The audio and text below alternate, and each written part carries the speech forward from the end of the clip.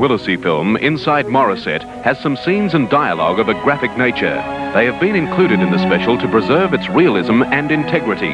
Some parents may wish to exercise discretion in regard to younger members of the family.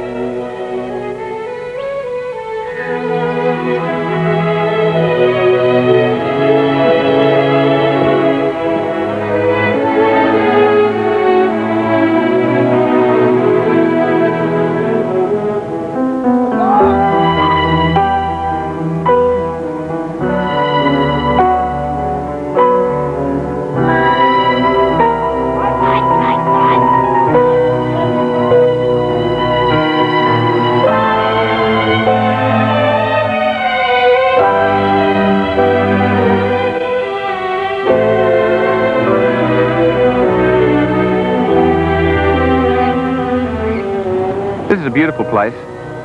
All this wonderful bushland right on the shore of Lake Macquarie, only about 2 hours from Sydney. But as you look around this park-like setting, you start to get the feeling that something is wrong. You see people sitting quietly behind wire fences while the kangaroos hop around freely. Morisset may not look like a psychiatric hospital, but that's what it is. A place for men and women who are mentally retarded or suffering some form of mental illness. What makes Morisset special is that this is the place where other psychiatric hospitals send their most violent patients. And Morisset also has been given the task of caring for the criminally insane. For some, Morisset is the end of the road. But for others, it can be a sanctuary or an asylum, a hospital or a jail, maybe just a place for time out. Step back from the pressures and regather your wits. As a nurse, Maurice Brown sees them coming here time and again, sometimes willingly, sometimes not. All it takes is a certificate stating you are in need of psychiatric attention to remove you from the outer world, suspend your rights until you are assessed by psychiatrists, and if need be, magistrates. In the case of John, all it took was a violent outburst against his mother. Well, John, what have you been up to? Nothing. Nothing? That's not Much. Nothing much. Oh, smashing wardrobes, smashing mirrors. Why have you been doing that? Because Mum got me frustrated. Your mum got you frustrated? Thanks, mate, that's fine. When the doctor rings, I'll find out if he wants you to hang around. Your mum got you frustrated. How'd she do that? Just nagging. Nagging you. And you've been in Curry Hospital for a while? Yeah. How long? Since Monday. Since Monday. Why did you admit yourself to Curry Hospital? I never, Dr. Wong did. I see. And what happened that they decided to send you down here today? Well, I walked out of the place today. Ah, right. Where were you going to go? I went home. Got changed. All right. Well, while we're waiting for the doctor to come, we'll start filling in some of those papers. What do you think of coming down here? I don't know. I didn't like it last time, because there was nothing to get a punch in the mouth every day and putting the room and bash shit out of you. When you were here last time? 7 years ago. Yeah? Yeah. Not in this ward. Not in this. What ward was that in? In 19. Was it? Find that hard to believe. Well, that's what went on. Were you misbehaving? Nope. Wouldn't be doing nothing. They just come up and go bang. Were they? That's not nice, is it? No. Well, I can assure you that doesn't happen anymore. Good. Good.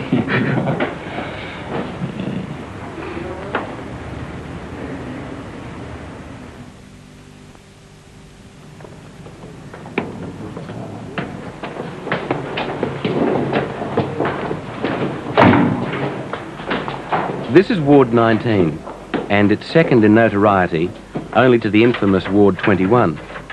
Both hold the criminally insane, or patients with a history of violence. These men are held under strict security, and the nursing is hazardous, even though these men have improved to the point where they are allowed to leave Ward 21. Good morning, Barry. Some are so antisocial, they need to be locked in individual cells each night.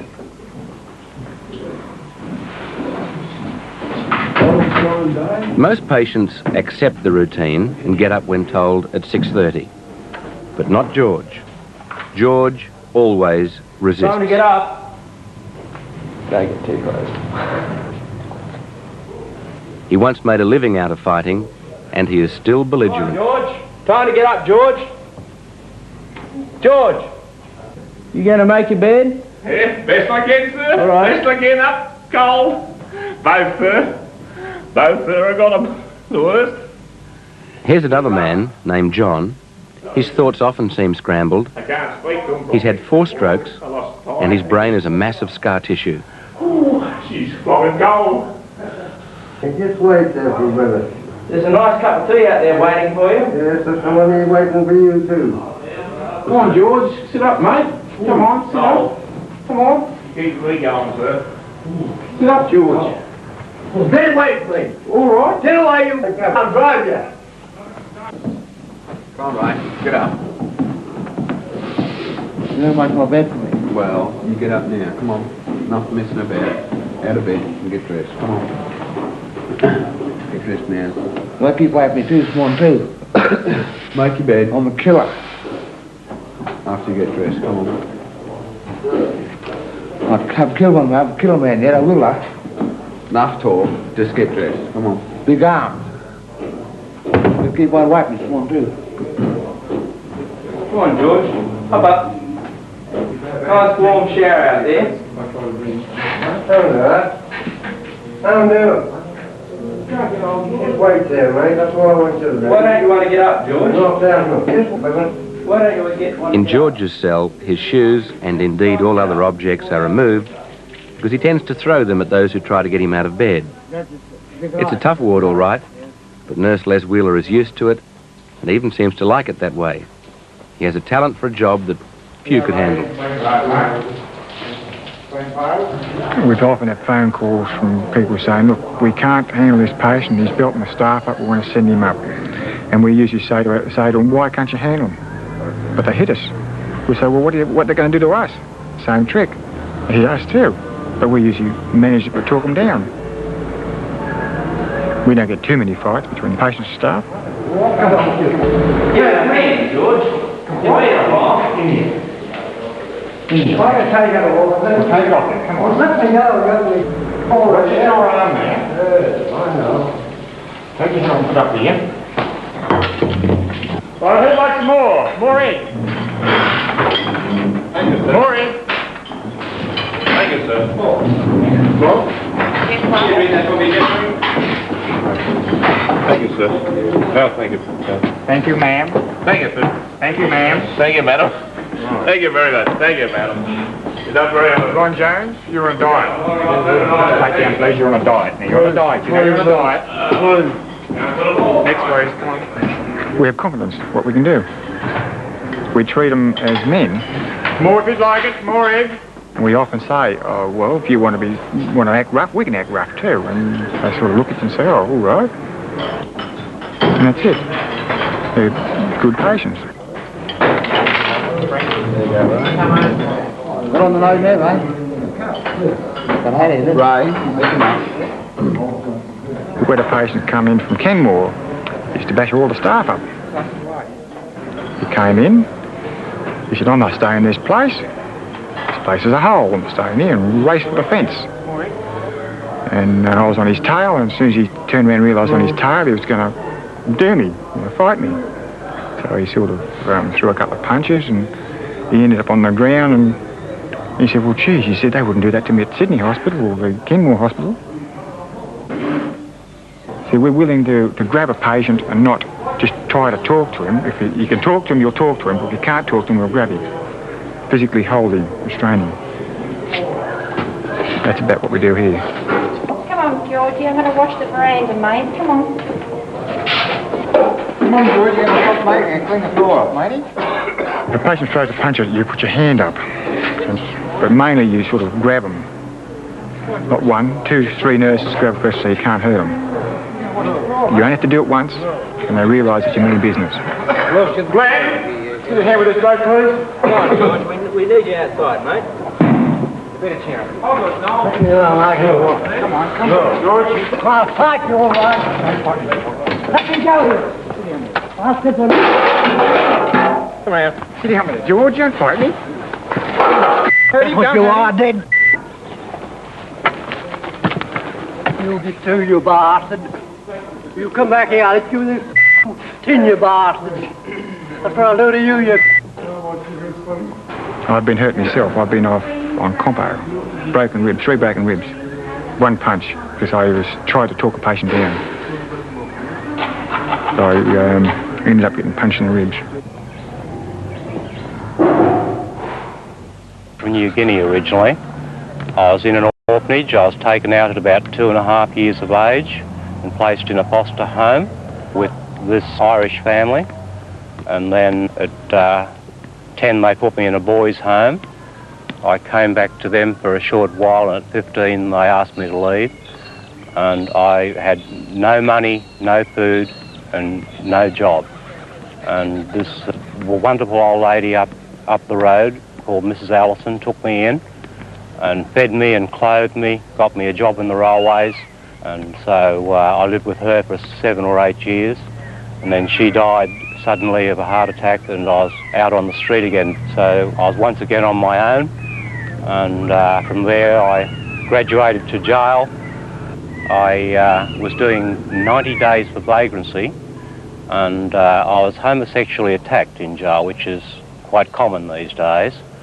And the chappie who I was in the cell with did it to me, and we had a fight. I struck him with an iron bar, and I've ended up killing him. And I have governor's pleasure now, because the authorities felt that I was mentally ill for what I did. Governor's pleasure can be a life sentence in the very real sense. It can go on forever. Already Laurie has now lived in Morisset longer than he has lived anywhere else in his life. And his story is one of the many puzzles with which I was confronted at Morisset. The very idea of a man going to jail on a vagrancy charge, being attacked in jail homosexually, and ending up here for so long, leaves a lot of questions unanswered. We sought the opinion of the hospital's medical superintendent, Dr. Les Darcy, and with Laurie's agreement, Dr. Darcy gave us his assessment. He has a serious psychiatric illness which is under control most of the time with medication, but when his anxiety level rises, his paranoid ideas come out again, and he believes that there are plots against him and we're involved, and he becomes very aggressive at times. He says that he got picked up for vagrancy, yes, and things went bad when he was the subject of a homosexual attack in jail and then killed the man with an iron bar. Yes, well, he tells us that that he was attacked homosexually, but in fact other evidence closer to the time of the offence suggested that he believed at that time that the other prisoner had put salt in the sugar container in the cell, and he was annoyed about it. That was rain dances, Moses. Ward 13 is one of the 2 admission wards here at Morisset. If you're brought here, you may remain here, or you could be sent to another ward dealing with special problems. But it's here that the psychiatrists and magistrates must determine at what point abnormal behaviour constitutes mental illness. John Stace has been here about 3 weeks now. It's not his first time here. And the story of how he came to be admitted on this occasion is, to say the least, unusual. I'd been all the way up into Queensland, up through St George, and through the Moonies, and out into Dalby. I was looking at a place to buy up there. Anyway, on the way back, it would have been about 8 or 10 miles north of my hometown. I ran out of petrol. This was about 9:30 or 10 o'clock Sunday morning. Anyhow, I tried to wave some motorists down to get some petrol. I'm out on my crutches. Didn't feel like walking. It was only about 4 or 5 miles to the nearest service station. I thought I could wave a motorist down to get some petrol. Nobody stopped. Anyhow, this, like I said, this is about 9:30 or so in the morning. Sit there all day, nothing to eat, cars going north and south all the time. Dark comes, so I got a spotlight out. I had a spotlight in the car, so, and I tried to wave some motorists down with the spotlight. Anyhow, they wouldn't stop still. So then I put my crutches out in the road, and a couple of people stopped. Yeah, what's the problem? I'm out of petrol, mate. "Oh, what are your crutches doing on the road?" I said, "I put them there in the hopes that somebody'd stop so I could ask for some help."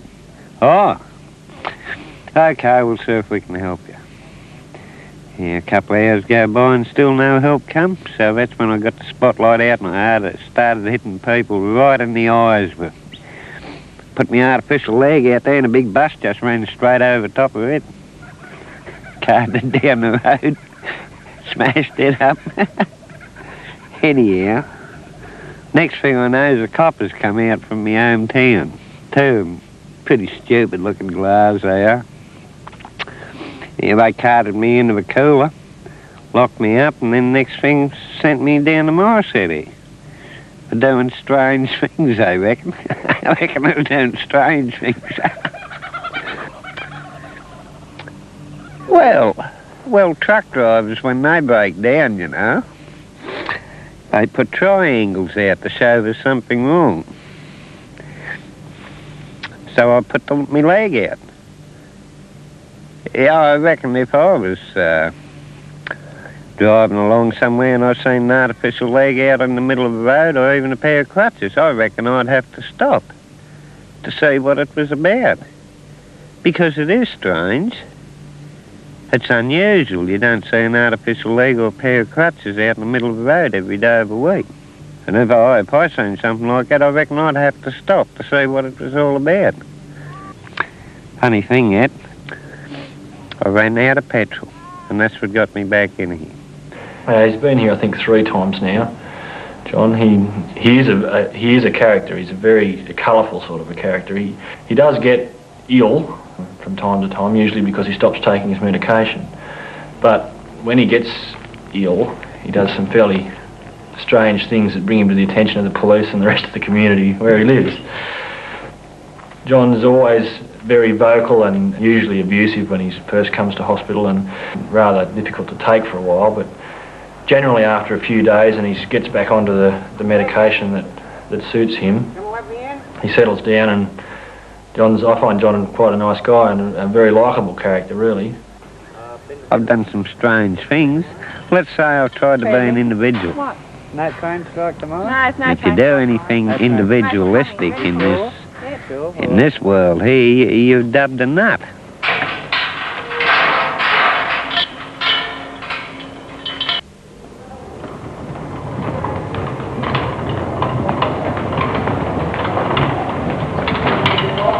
Dr. Darcy believes there is at least a little hope for each of his patients. Without experience, it's hard to dispute that. But walking in for the first time, it's very easy to get the feeling that many have close to no chance of improvement. They appear to be time servers. The drug trolley is the only persistent, evident sign of treatment. Mostly it contains depressants, downers, which are so strong they would put most of us into a deep sleep. But sometimes the drugs fail to work. Sometimes there are side effects. And when all else fails to arrest a deep, often suicidal depression, they send for this box. It sends an electrical charge through the brain. We know it as shock treatment. The hospital calls it ECT, electroconvulsive therapy. How long since you've had it, Ethel? Since you've had ECT? 4 weeks. 4 weeks, is it? Okay, go to sleep in a few minutes. No one knows quite how it works. But in cases of depression as severe as Ethel's, a course of up to 8 treatments does produce results. That's right, just like that. Be a bit of paste, give it a good rub in. Peggy has tried massive doses of ECT or shock treatment and medication. She's a manic depressive, which means that it's a continual challenge to match the dramatic changes in her mood with the required changes of treatment. Peggy, what happened to you that started it all? Well, I don't know. I woke up one morning and I couldn't go to work. 38 years ago. I was a married woman. I had a daughter 8 years old. Very happy, had a lovely home and everything. I was a manageress of a chemist shop in the beauty section. I'd been there in that section for 5 years. I just couldn't go to work, so I stayed home, crying. I couldn't cook my dinner. It just went on and on and on. I let it go on for 9 months and tried to take my life. With someone like Peggy, who's our resident manic, I guess you could say, her swings have become so close together over the years that even with the speed that we change a medication to accommodate her ups and downs, we still don't seem to be able to stop the actual swings in a mood. And when she gets really high, she's just a total disturbance to the whole world. She doesn't sleep for maybe 3 or 4 days at a time. Her behaviour becomes very degraded, and her personal hygiene becomes nothing. She doesn't care. She urinates on the floor. She defecates on the floor. She attacks other patients for no reason whatsoever, physically as well as verbally. She attacks the staff almost continually. Luckily, she's getting old and frail now, and she's not all that adept at attacking people, but she's still, if she catches you off guard, she pulls your hair or she scratches with her fingernails or whatever. She's very, very trying, and she's, as I said, she's like that sometimes for a whole fortnight. Peggy's moods are so extreme and so unpredictable that they defy preventive treatment. When she is depressed, the very thought of having shock treatment makes everything that much worse. Every time I need shock treatment, the first day I get depressed, I start deciding how I'm going to take my life. And I've stolen knives and they found them. And I've been going to commit suicide even up till yesterday, and I get better so quickly. Just as quickly as it comes on, it goes off. Why are you frightened? Because I'm frightened that I'll start on it before I'm asleep. And I'll have it like I did in the old days. Without anaesthetic? Yes. What was that like? Well, can I move my hands? Yes, sure. You hit the ceiling, you hit the bed, you hit the ceiling, and you wake up. And they have two, down at Prince Alfred, they had 2 extras to hold you on the bed. And you saw them when you went in. And they leaned over you before they gave you the treatment. Now I had ECT here. I had 12 here. I had 6 in Prince Alfred. I had 12 here before they decided they were going to give shock treatment with the anaesthetic. And it's really wonderful. I love going off to sleep, but I'm terrified until I start going off to sleep. And you can't do anything about it. Are you ready then? Okay. There we go. There we go. All finished. There we are. He's having a bilateral fit now.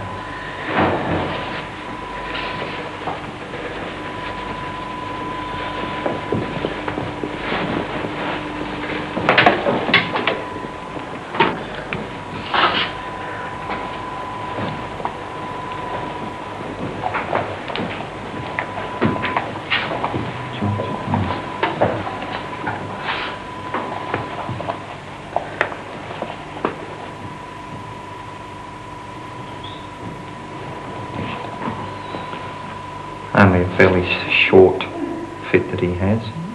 He's breathing now. Now he's breathing and everything will be okay in a few minutes. So how many times have you had shock treatment? 178. How many? 178. It's a lot, isn't it? Too many. The last doctor I had 6 months ago said that I had 177 too many, and I was too old for any more. And it knocked my body about so much that I shouldn't have any more. How long have you been here now? 10 years. What do you think about the shock treatment? I think it's wonderful for everybody else. You don't like it? I think it's wonderful for me too. Would you like it again? No, never. You scared of it? Yes, I'm terrified.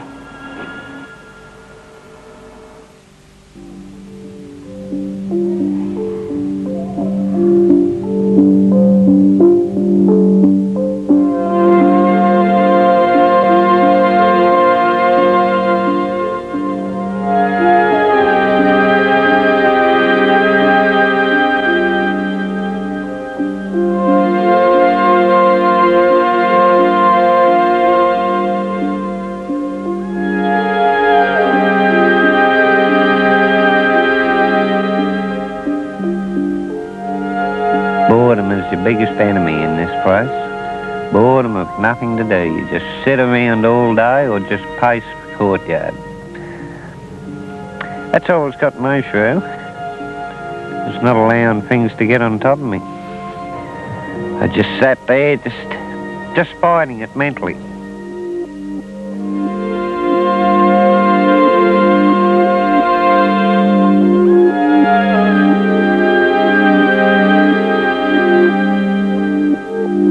There isn't an answer to the boredom question, especially in this ward. It's a very strong issue. There's no real answer to it.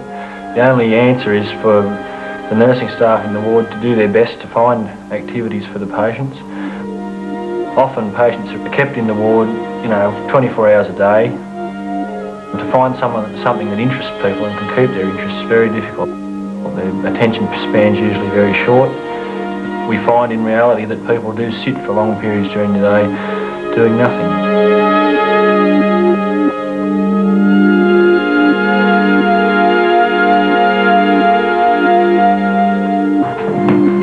Dickie? Hi, Stephen. What have you been up to? Oh, not much. A bit of this and a bit of that. Stephen is 21. He has a history of antisocial outbursts that get him into trouble with the police, and he's on a 3-year bond for smashing up a jukebox. With his record of instability, Stephen finds it very hard to get a job, and he became depressed. He has come into Morisset this time on the insistence of his probation officer. What's this shit? That's the key to psychiatry, mate. That's the key to all the problems. They wrote a book about me, did they? I don't know if it's about you. We have to have a look and see if you can find yourself in it. Alright. Where's personality disorders?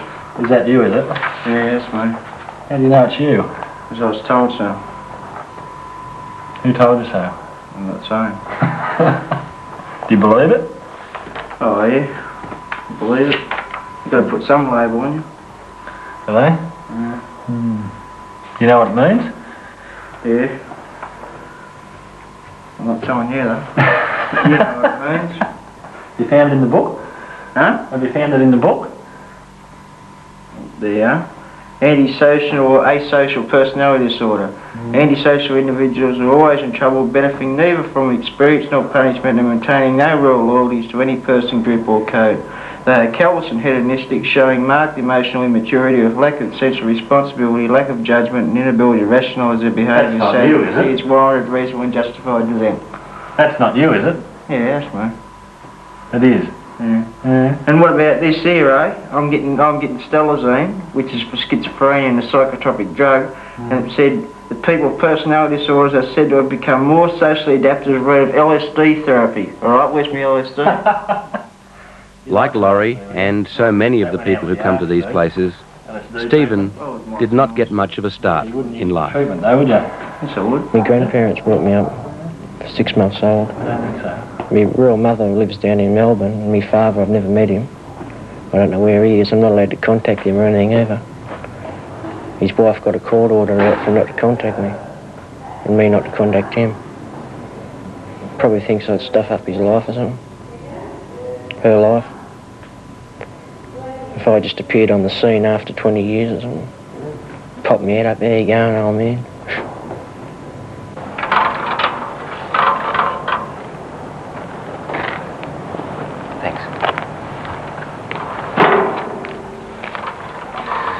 This is Ward 21, and this is where they keep the criminally insane.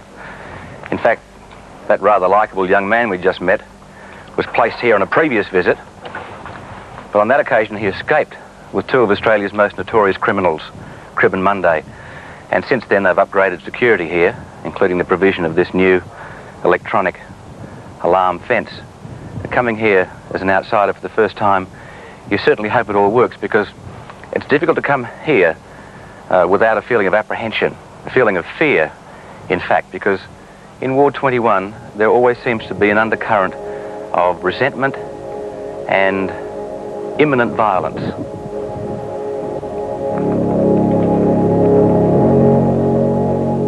When I first walked in, a lot of patients avoided me.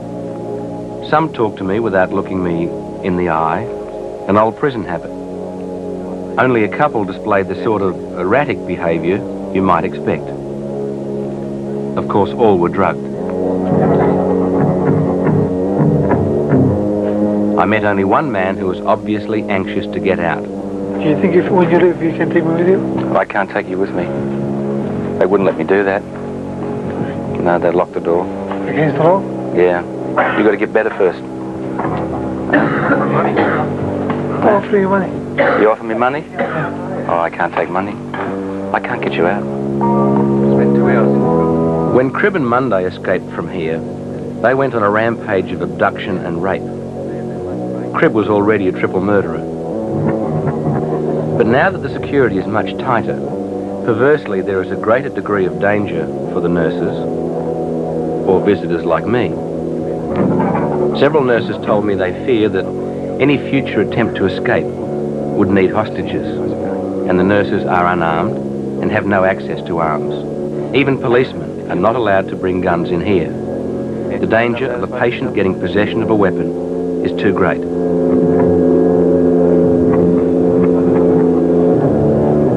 These men are predominantly murderers, and they suffer from mental illnesses.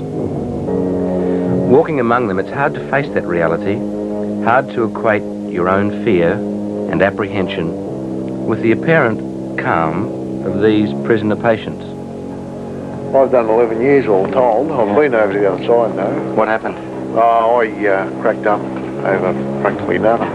It's just went around the bend. A lot of people are here simply because they're not wanted in jail. They come up here and they get sick of them here and send them to jail, and jail cops them for a while and sends them back. That's right, yeah. Why doesn't the jail want them? Too much trouble for them, you know. Not equipped for it. Yeah, they don't fit into the prison system properly, you know. They're not tractable. In Morisset, progress can be slow and tough. It took Laurie 10 years to progress from Ward 21 to Ward 19. But it's taken Stephen only one lapse, lasting a matter of seconds, to get back to Ward 21. At lunch on this day, he lost his temper and threw a chair at another patient. So now he's back.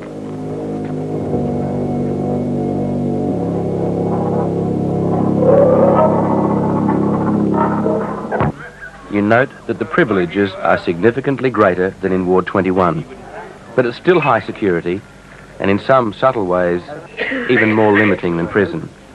Laurie has experienced both, and for him, there's no such thing as friendship here. It's very hard to have any social activities going or any other type of activity because the patients are unaware of what to do, sort of, you know. Everyone lives in a sort of isolated world of their own.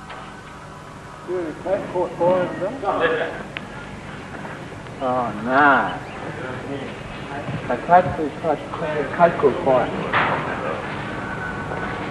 Hey, Johnny.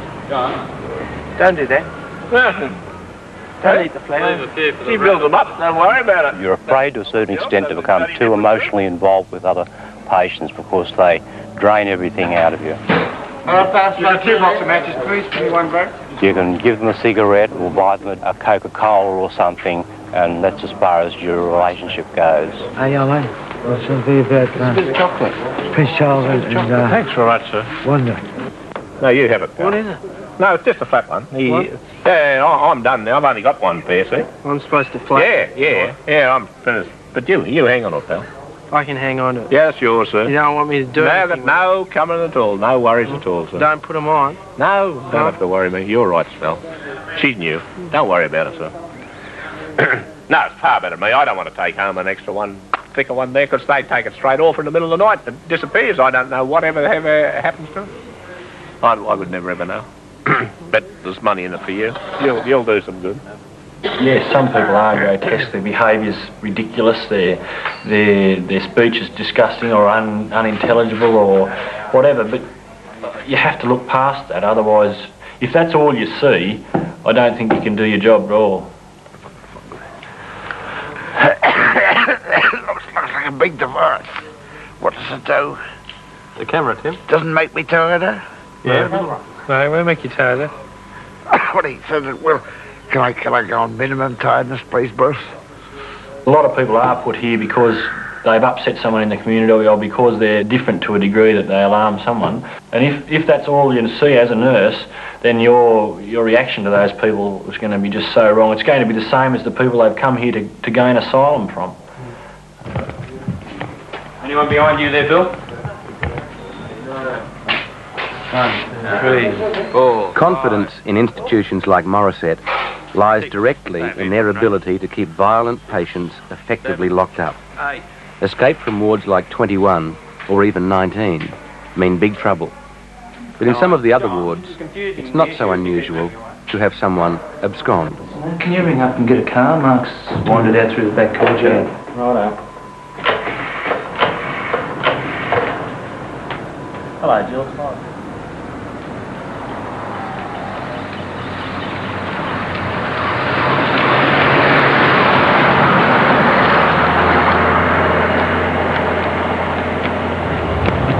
Hey Mark, where'd you get to, mate?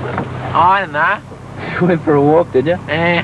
Would the voices get the better of you, mate? Yeah. You want to hop in, Mark? No. Come on, mate. And you were on your way back, were you? Yeah.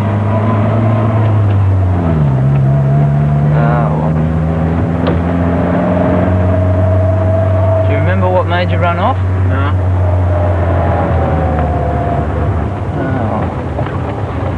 Back again, mate. That's it. Come and see us next time you feel like running off, Mark. No. Hey. Yeah.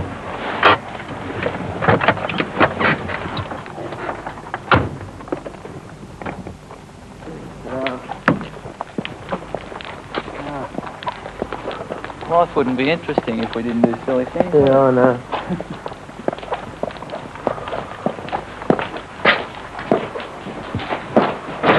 Thanks. No, Mark. He's back. Where did you go? For a little walk. Where'd you get to? Down to the hospital. Which hospital? Morisset. Morisset Hospital. And why did you go, Mark? Oh, no. Well, we're glad you're back anyway. Yeah. Mark is a problem because after 14 months in Ward 13, he's not getting any better. As can happen in psychiatric treatment, there's no apparent answer except to keep up the medication. Nurses must live with the fact that many of their patients may never be any better. And even the attempt to stabilise their condition can be dangerous, because if it takes too long, the patient can become institutionalised. Some of the most chronic cases are the alcoholics who have so destroyed parts of their memory that each night they need to be shown where their beds and lavatories are. I'm glad you worked that out for me. Yeah, see you, man. I get a beauty. Okay, it's your bed, Joe. Yes, I do. Andy smokes matches in? Smoking at night, for these people, of course, is simply too dangerous. Where's your matches? Where's your water? And your baggie, yeah. There's your matches. That's it. Right on. You knock on, get undressed and get into bed now.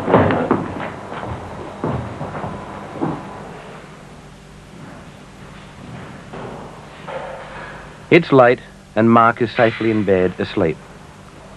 Tonight, Ward 13 has 22 men and only 2 women. Morris has had 1 new admission, but for the time being has lost Stephen to Ward 21. Peggy is showing signs of moving from her depressed state into her manic state, but right now she is stable and peaceful. John's battle with authority and boredom is over for 1 more day. His crutches lie beside his bed. The ward, at last, is quiet.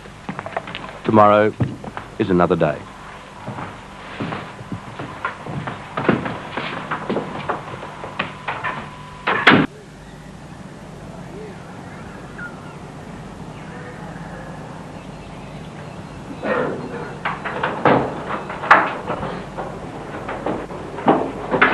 Morning, gents. Rise and shine. Breathe a new day dawning. There will always be Ward 19s and 21s in this world. Society needs to be able to lock away those members whose behaviour becomes a danger to themselves or to others around them. This happens every second or third morning. It makes a hell of a smell. And see all this sort of stuff. We've got to put up with this. We've got to wash it every morning. going to let them smell out.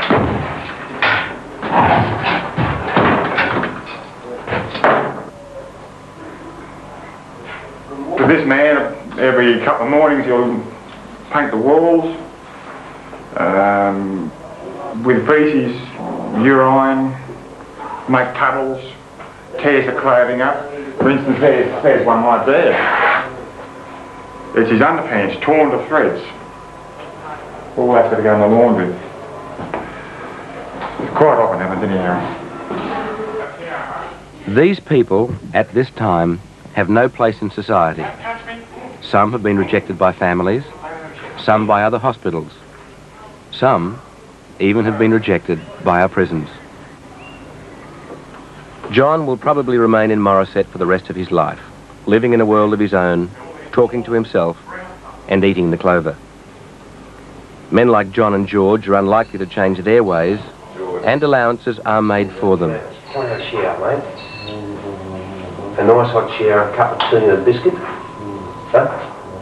Come on. Come on. George, what are you doing with your pants?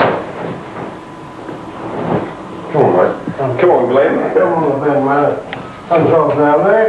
Huh? Don't throw them down there. Put them on the bed. No, they're all right. Hey, not all right. They're idiots. Come on, have a shower, mate. That's it. That's it. Come on. Come on, George. Make it walk out of George. Good on you, mate. Here, look here. Here's your hat. Here. Here. Let me walk. Let me walk. Let me walk. Oh. Thank you. Get back with you.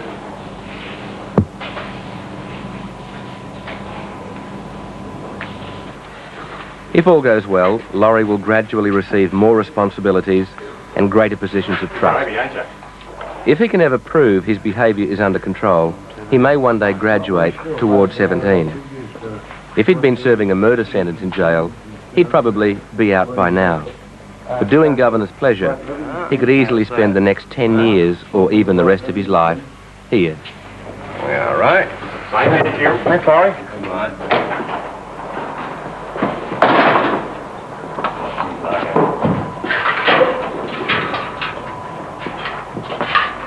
Nor does the future look good for Stephen. Today he will come out of Ward 21 and go back to 13. In a few days he will be released from the hospital.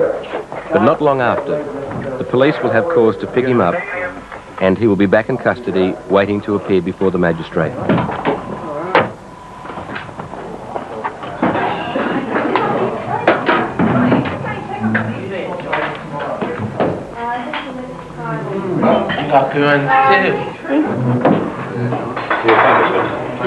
Here, thank you very much, sir.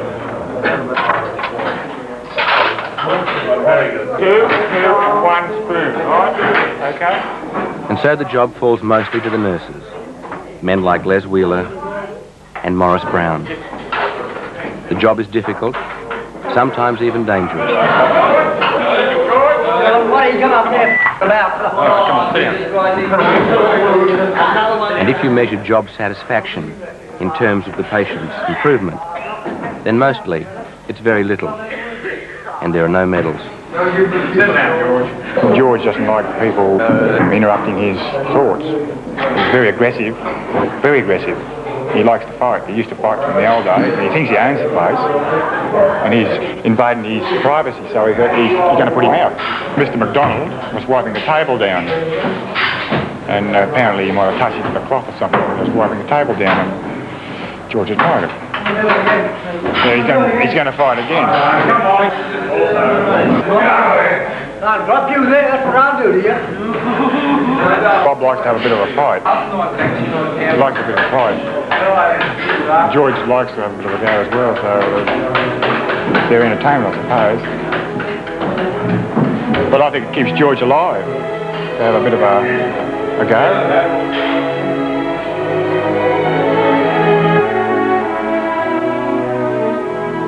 I don't think this is the answer to mental illness. It's probably far and removed from the best answer, but it's the only answer we've got at the moment, and we have to do the best we can with what we've got. I don't think we do a bad job with what we've got. I hope our patients don't think we do too bad a job.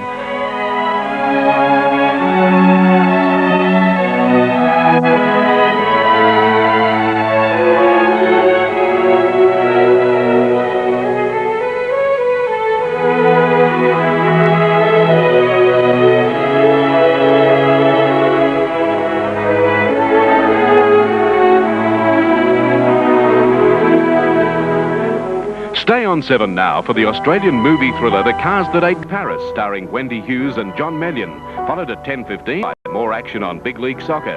And then tomorrow night at 8:30, Patty Duke Austin stars in Look What's Happened to Rosemary's Baby, the spine-chilling sequel to the original blockbuster.